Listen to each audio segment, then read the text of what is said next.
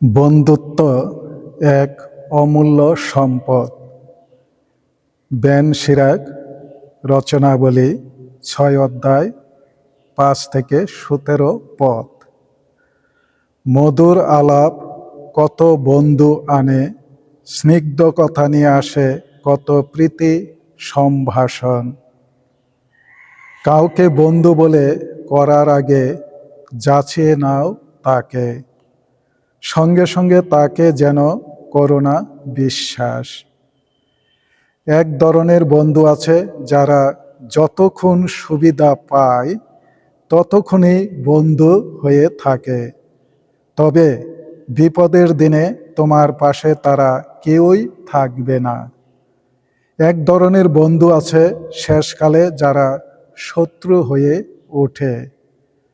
তারা তো তোমার সঙ্গে তাদের ঝগড়ার কথা সকলকে জানাবে, তোমাকে লজ্জায় দেবে।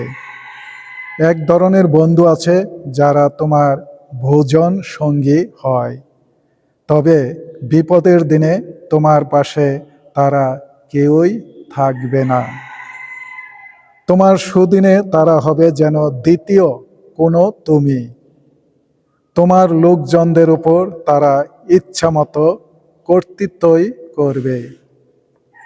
বিশ্বস্ত বন্ধু সে তো নিরাপদ আশ্রয়ের মতো। তেমন বন্ধুকে পাওয়া সে তো মহাসম্পত্তি পাওয়া। বিশ্বস্ত বন্ধু, আহা, কোনো মূল্যেই মেটে না তার দাম। কোনো তুলা দণ্ডেই তার যোগ্যতার হয় না পরিমাপ। বিশ্বস্ত বন্ধু সে তো জীবনদায়ী অমৃতেরই মতো। প্রভুকে সম্ভ্রম করে যারা, তারাই পায় তেমন বন্ধুজন।